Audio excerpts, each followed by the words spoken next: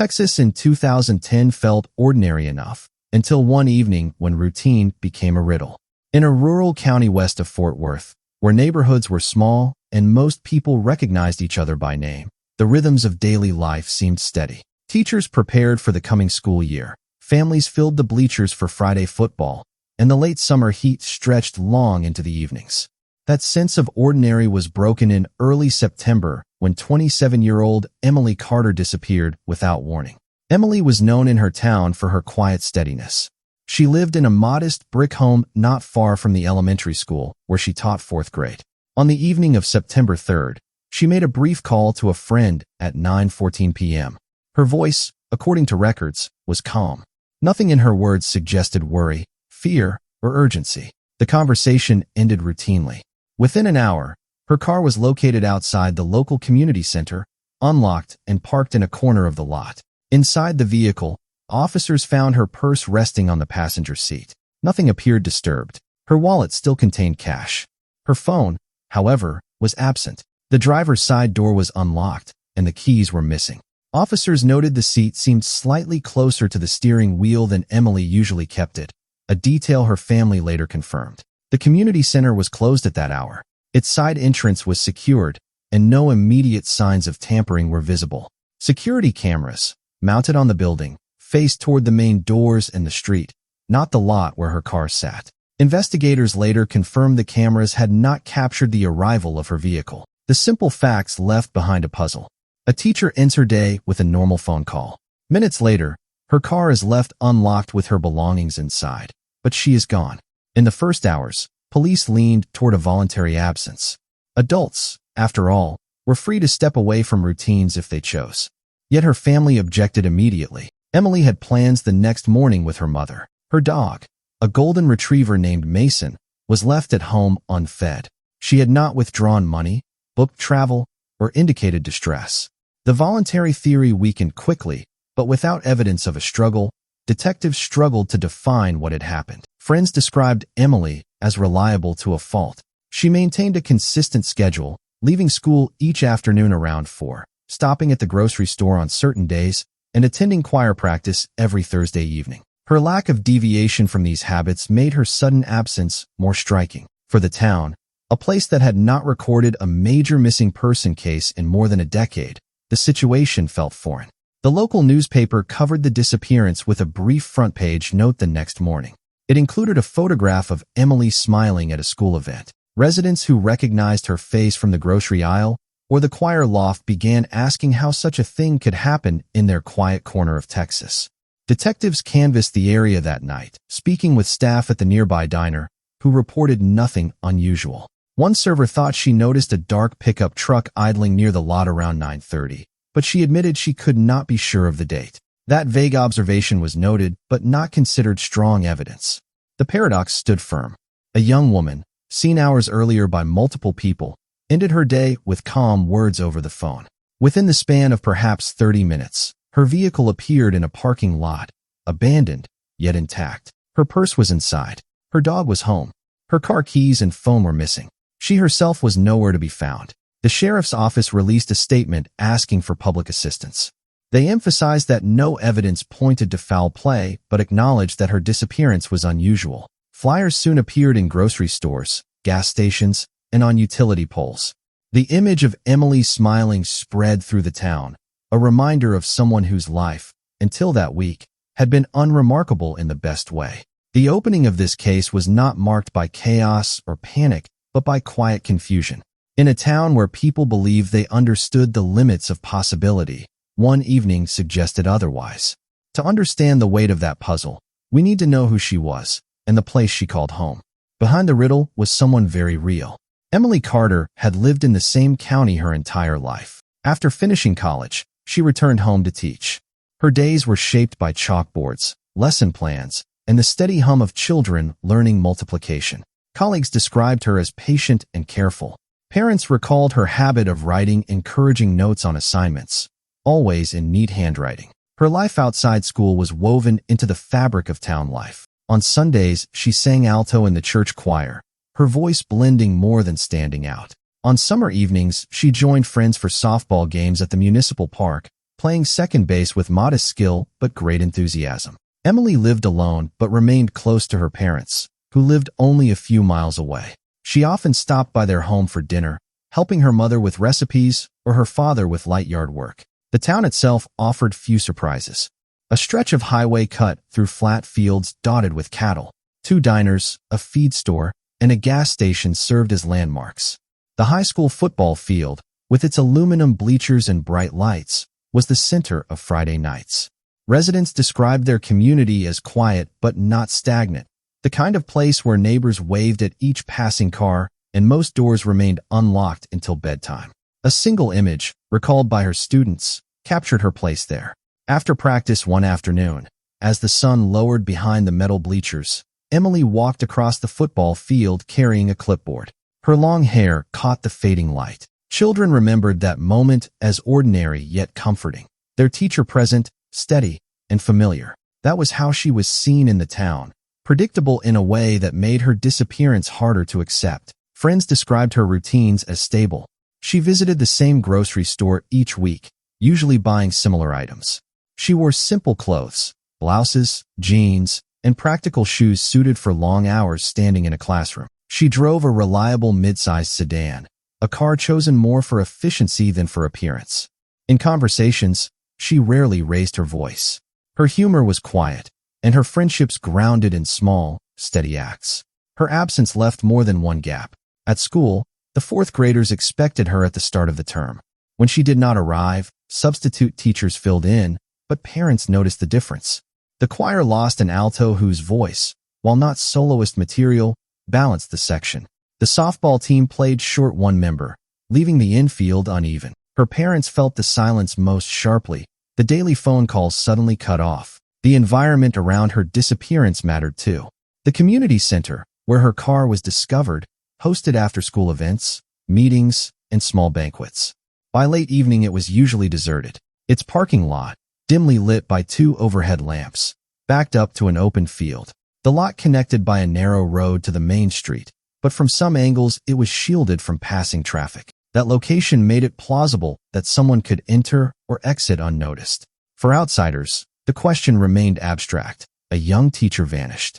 For those who lived there, the loss was personal. It altered daily life. Each drive past the community center, each glance at the empty seat in choir practice, carried weight. With that picture in mind, the final day becomes sharper. On her last day, each hour seemed accounted for. The timeline built by investigators rested on receipts, phone records, and witness accounts. Emily left the elementary school at 4:07 p.m., noted by a staff member locking up the front office. Surveillance from the grocery store captured her entering at 5:15 and leaving 12 minutes later with 2 bags. A neighbor observed her carrying groceries into her house at 5:40. Nothing in those actions appeared unusual. At 7:30 p.m., she placed a phone call to her mother, lasting nearly 20 minutes. They discussed dinner plans for the following night and updates about extended family. Her mother later emphasized that Emily sounded relaxed, with no sign of distress. At 8:45 p.m., she sent a brief text message to a colleague, referencing lesson plans for the coming week. Phone records confirmed the message.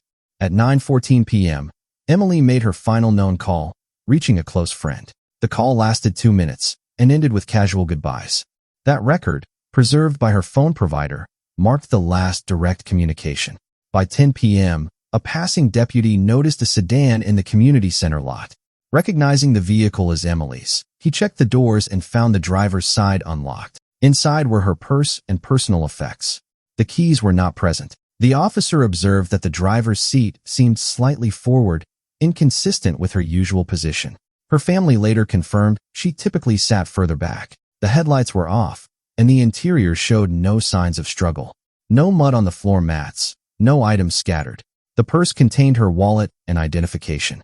The absence of her phone and keys stood out, but without forced entry, investigators could not determine if she had left voluntarily or under pressure. Small inconsistencies emerged.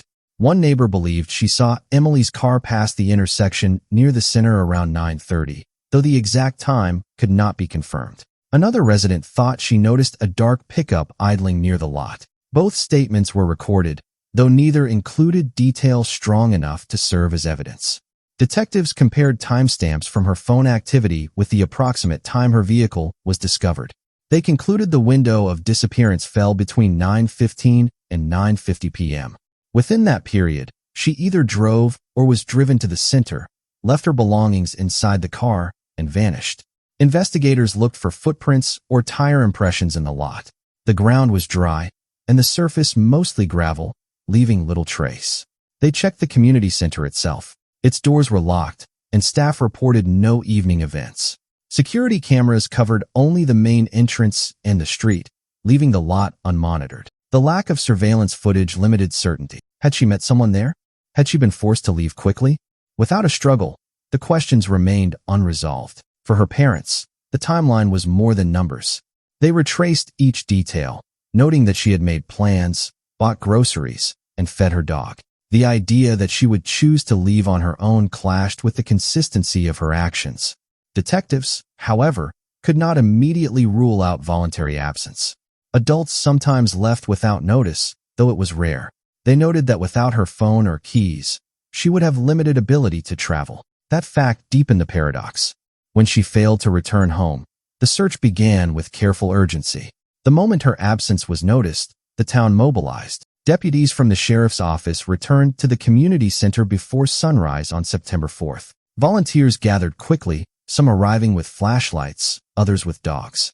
The lot was taped off, and officers began systematic sweeps of the nearby field. Search dogs were brought to the scene. Handlers reported that one dog traced Emily's scent from her car toward the side entrance of the community center. The trail reached the concrete steps, but faded abruptly. Another dog followed the same path, with similar results. The findings suggested she may have walked toward the building, but left no further trace. Without clear evidence of direction, the trail could not be extended. Inside the community center, custodial staff unlocked the doors for deputies. The building was empty. Chairs were stacked against walls, and the kitchen area was clean. No signs of entry or struggle were discovered. Security cameras recorded only the main doorway, showing no unusual activity during the night in question. Detectives interviewed employees who had worked earlier that evening. None recalled seeing Emily or her vehicle. One custodian mentioned locking the doors around 8:30 and leaving shortly after. He saw no unfamiliar cars in the lot at that time. Beyond the building, deputies organized grid searches of the adjacent fields. Dozens of volunteers walked shoulder to shoulder, scanning for clothing, personal items, or disturbances in the grass. Nothing was found. Helicopters from the state police flew overhead, using thermal cameras, but the landscape revealed no sign of movement. Interviews continued throughout the following days. Friends repeated their accounts of phone calls and texts. Colleagues at school described her normal demeanor earlier that week. A grocery store clerk remembered her purchasing bread, fruit, and milk. No one could recall any argument, distress, or abrupt change in her routine. Detectives collected surveillance video from nearby businesses. The diner across the street had a single outdoor camera aimed at the front door. Reviews showed normal activity, but no clear view of the lot where her car was found. Gas stations along the highway were checked as well. Tapes from that night were either overwritten or revealed no trace of Emily's vehicle. Early theories emerged. One possibility considered was voluntary departure. Perhaps she chose to leave, abandoning her belongings deliberately. Yet this theory clashed with her consistent habits and lack of preparation. Another possibility was a brief abduction, though without signs of force. Details remained uncertain. A third possibility was that her car was staged, placed in the lot after she was already missing. The lack of physical evidence limited each scenario. Detectives requested assistance from the Texas Rangers, who reviewed the case but found little additional direction. They emphasized maintaining interviews and watching for financial activity. In the weeks that followed, deputies checked local rivers and wooded areas. Search efforts involved mounted patrols and dive teams, but no items linked to Emily were recovered. Flyers spread further across the county. The case appeared in regional news broadcasts, though coverage remained brief. As weeks passed, momentum slowed. Deputies remained committed but faced the reality of limited leads. Without a suspect, without surveillance footage, and without a crime scene, their options narrowed. The family pressed for updates, attending every public meeting, but answers remained elusive. By the end of the year, the file contained interviews, photographs, and maps, but no confirmed explanation. The community adjusted to the silence, even as uncertainty lingered. But when days turned to months, the absence became a heavy silence. Time did not solve the puzzle, it deepened it. Between 2011 and 2017, Emily's case lingered in the background of the town's daily life. In the first year, vigils were held monthly. Friends lit candles in front of the school, gathering to share memories. Attendance was strong at first, but over time, fewer came. By the third year, the gatherings drew only close relatives and a handful of former students. The mural painted in her honor at the high school began to fade. Bright colors worn by sun and weather became pale. Students who entered the building years later sometimes asked who the smiling woman on the wall was. Teachers explained, though details blurred as new generations passed through. At the sheriff's office, the file remained open. A retired detective, once lead investigator, returned each December to review it privately. He reread interviews and checked whether new technology might apply. Though his work produced no breakthrough, his persistence ensured the case was not forgotten entirely. In the wider community, Emily's absence became a quiet part of identity. Residents mentioned it to newcomers as a reminder that even small towns hold mysteries. Parents reminded children to stay cautious, though no direct threat was ever confirmed. Her parents continued to maintain her home, keeping her belongings unchanged. Her dog had passed away, but her room remained as it had been on the last day she lived there. Rumors occasionally surfaced. Some suggested she had left for a new life. Others whispered about arguments never substantiated. None of these rumors held weight against the absence of evidence. Newspapers revisited the case only on anniversaries, publishing brief reminders that it remained unsolved. For those who knew her, each year of silence added weight. Birthdays passed without calls. Holidays left empty chairs. The steady erosion of memory did not erase the loss, but dulled the edges. The town, once united in search, slowly absorbed the uncertainty as part of its story, until new tools and one overlooked clue reshaped everything. 7 years later, the case moved again. In 2018, a statewide cold case unit began reviewing files across Texas. Emily's disappearance was among them. Advances in forensic methods offered possibilities that had not existed earlier. Investigators retrieved her vehicle from storage, where it had been preserved. Swabs were taken from the steering wheel, gear shift, and door handles. Touch DNA analysis, newly sensitive, revealed partial profiles not identified during the original investigation. After careful processing, one usable sample emerged from the driver's side door handle. That sample was uploaded to the national database. A hit returned within weeks. A man arrested in 2015 for burglary in a nearby county. His name was Daniel Reeves, 34 at the time of the arrest, living 2 towns away from Emily's home in 2010. His criminal record included trespass and theft, but no violent charges. Detectives traced his history carefully. Records showed he owned a dark pickup truck in 2010, matching the vague description offered by a diner employee years earlier. The vehicle had since been sold, but registration confirmed his ownership at the time. At the same time, analysts revisited archived tip sheets. One note from September 2010, nearly overlooked, described a truck idling near the community center between 9 and 10 that night. The report had been filed by a passing resident, logged, and set aside due to lack of detail. Now, aligned with the DNA result and truck records, the tip gained new weight. Detectives contacted Reeves. He denied knowing Emily and claimed he had never been to the community center. When pressed, he admitted driving through town occasionally for work, but maintained no connection. His alibi for the night was vague, citing errands without receipts or corroborating witnesses. Phone company records were re-examined. Cell tower data from 2010, though imprecise, placed his device within a mile of the community center that evening. Combined with the DNA, the information formed a pattern difficult to dismiss. Further analysis confirmed the DNA match with high confidence. Chain of custody checks verified the swabs had been preserved correctly, leaving little room for error. The evidence, though not complete, was stronger than any lead the case had previously held. Detectives briefed Emily's family privately. For them, the new development brought mixed emotions, relief that the case was moving forward, but sorrow that answers pointed toward criminal involvement. With names and records emerging, attention shifted to people, not puzzles. The evidence did not point loudly, but it pointed steadily. Investigators now had a name, a vehicle, and a timeline that placed Daniel Reeves in proximity to the community center on the night Emily vanished. Their next task was to examine his background with precision. Reeves grew up 2 counties away. Public records showed a history of unstable employment, working briefly in construction, auto repair, and seasonal ranch jobs. Arrest reports revealed 2 misdemeanor trespass charges in his 20s, followed by a burglary conviction in 2015. None of the incidents suggested violence, but they established a pattern of disregard for boundaries. Detectives began mapping his movements in 2010. Employment records indicated he worked part-time for a landscaping company that occasionally took contracts near Emily's town. Payroll confirmed he was not scheduled the evening of September 3rd. A review of his financial statements showed a gas purchase at a station 7 miles from the community center at 9:32 p.m. The receipt, preserved electronically, confirmed both time and location. Investigators cross-referenced phone logs. His cell phone connected to a tower serving the area at 9:40 p.m.